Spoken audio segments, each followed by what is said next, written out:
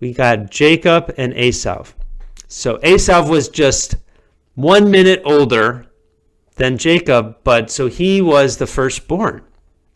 And so they grew up, and Torah says that Esau, he liked to go out and hunt. He had a bow and arrow, and he would go out into the fields and he would hunt, different animals, and he'd bring them home to his family. His father, Isaac, really loved the animals that he would bring home and prepare and cook.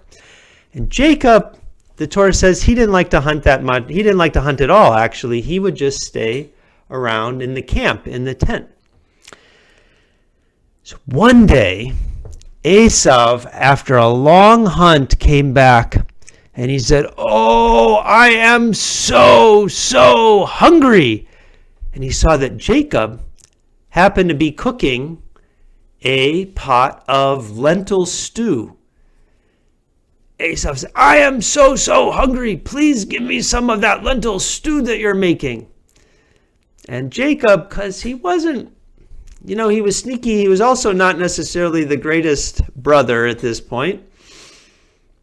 He said, "Well, okay, but you have to give me something for it.